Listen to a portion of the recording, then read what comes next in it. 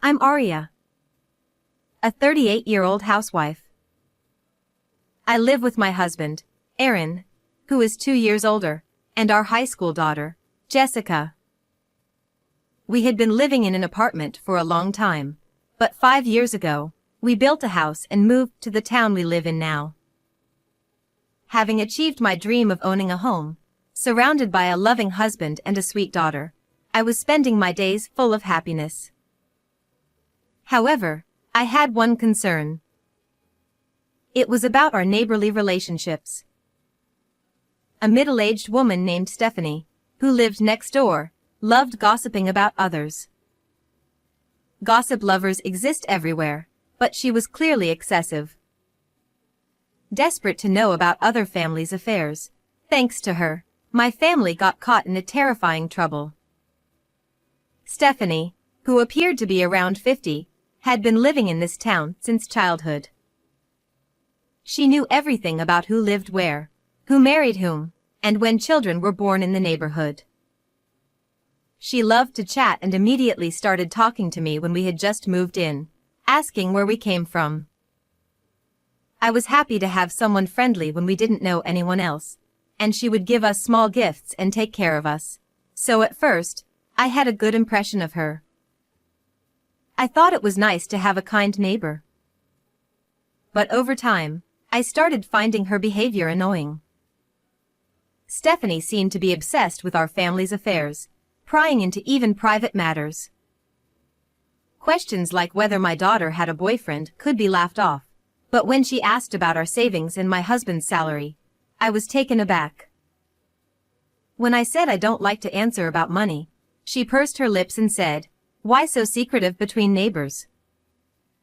No matter how much she sulked, I kept silent. It's incredibly inappropriate to ask someone directly about their savings. Additionally, there was another reason I didn't want to share secrets with her. Not only did she ask questions, but she would also spread the information she got from me to others immediately.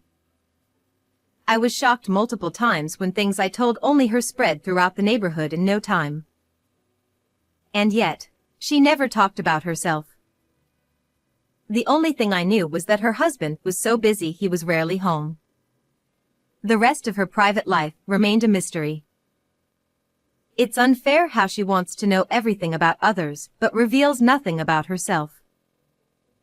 Because of this, I gradually started to dislike her and limited our conversations to minimal greetings when we met outside. For a while, she kept pressing me, but eventually, she seemed to realize I was avoiding her and stopped approaching me. To an outsider, it might seem cold to act distant despite living next door. But to protect my and my family's privacy, keeping a distance was necessary. For a while, we lived peacefully without any incidents.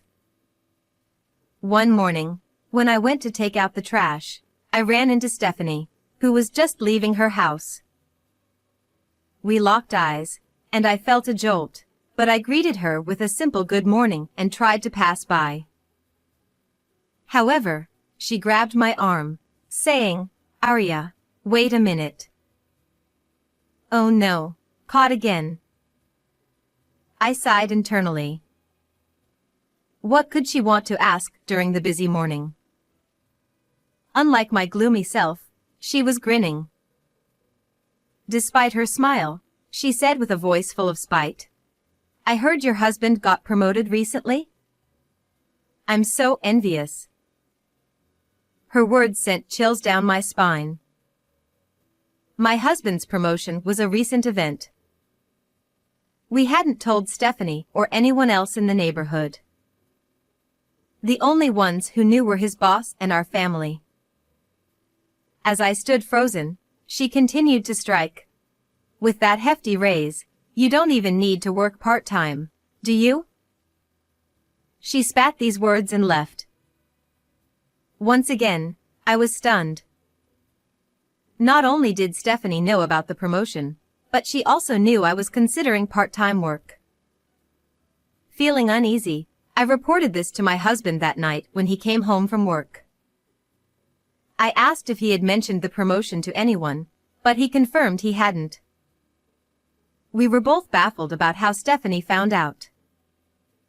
Just then, we heard hurried footsteps rushing down the stairs, and our daughter Jessica burst into the living room. Breathless, she said, "Come to my room right now." I tried to calm her down, asking, "What's wrong? Why are you so frantic?" But she insisted, "Just come quickly," pulling us by our arms. Following her upstairs, we entered her room. Jessica pointed under her bed. "Mom, Dad, look at this." There, under the bed, partially hidden, was a white power strip plugged into an outlet. At first, I didn't understand why Jessica was making such a fuss. To me, it just looked like a normal power strip. But my husband and Jessica had turned pale. Then, my husband said something shocking. "This is a bugging device." Hearing the word bugging device, I almost screamed, but my husband motioned for silence, so I quickly covered my mouth. I had only imagined bugging devices as special equipment, so it still looked like an ordinary power strip to me. However, Jessica, having just seen a drama with a similar device, immediately recognized it.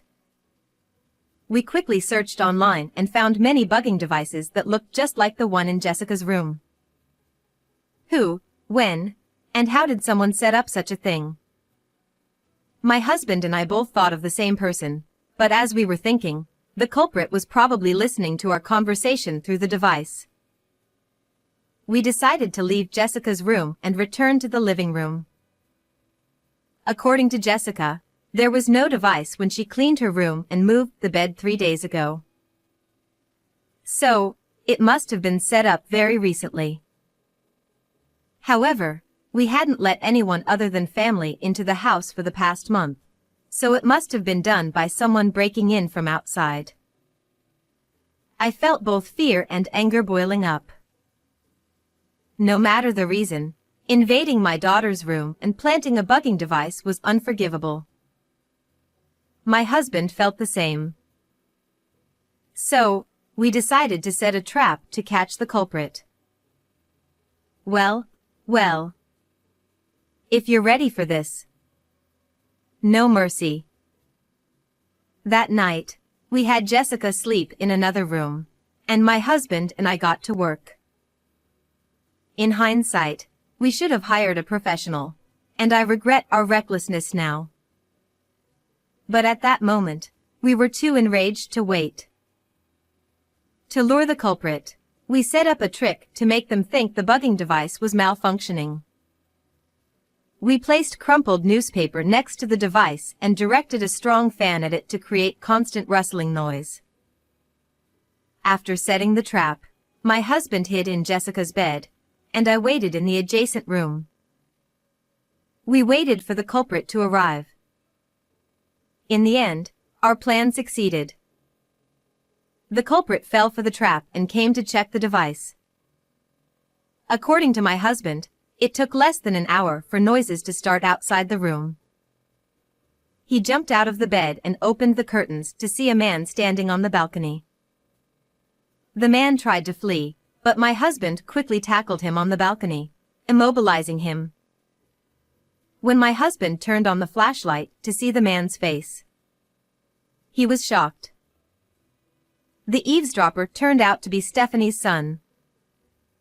I also rushed over from the next room when I heard a noise on the balcony and was astonished to see him after so many years. Stephanie had always said her son was brilliant, went to university out of the prefecture after high school, and landed a job at a top-tier company. So why was he here? Moreover, his once fresh-faced appearance was gone. He looked haggard and even had a scruffy beard. What could have happened? My husband and I were puzzled. My husband asked, "Are you the one who planted the bug?" He nodded silently.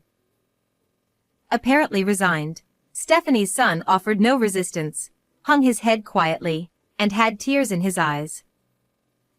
My husband was exasperated by his demeanor. If you're going to cry, why did you try to bug our house? With a small voice, he began to speak. According to him, he had graduated from university and found a job at a fairly large company, but he couldn't adapt to the workplace and quit after just 1 month. He returned to his parents' house and, instead of job hunting or even getting a part-time job, spent his days playing games. He thought he was resting his tired body and mind, but in reality, he was just a recluse. He stayed home all day and only went out late at night, so my husband and I had no idea he was living next door. Finally, we understood why Stephanie never wanted to talk about her home life. As for why he tried to bug our house, it was because his mother instructed him to. She was obsessed with our family and told her reclusive son, "If you succeed, I'll give you some spending money." So, he planted the bug. My daughter had sometimes slept with the window open on hot nights, and he took advantage of this, climbing up from the garden shed to the balcony to enter the room. His only goal was to plant the bug, but it was terrifying to think what could have happened if he had intended to harm her. I was very close to my daughter and often chatted with her in her room. He listened in on those conversations and learned about my husband's promotion and my plans to start a part-time job. He came to check the bug when he heard strange noises and couldn't hear voices anymore, thinking the device was broken. It was already past 1 a.m., but after hearing his story, my husband and I took him to Stephanie's house and rang the intercom. No one answered for a while, but after multiple rings, Stephanie responded irritably. "Who is it at this hour?" I spoke to the camera. "Your son was caught sneaking onto our balcony, so we brought him here." Stephanie hurriedly came to the door in her pajamas. Seeing us and her son standing together, she was initially shocked but then put on a defiant expression. "What do you want at this late hour?" She feigned ignorance, which angered my husband. Your son planted a bug in our daughter's room. Don't pretend you didn't know. Stephanie remained unfazed. "A bug? I don't know anything about that." She laughed dismissively and turned away. I was appalled by her brazen attitude, but then she shocked us further. "He did it on his own. It has nothing to do with me." She abandoned her own son. He looked devastated. Seeing him so sad and silent, we felt a bit sorry for him, but a crime is a crime.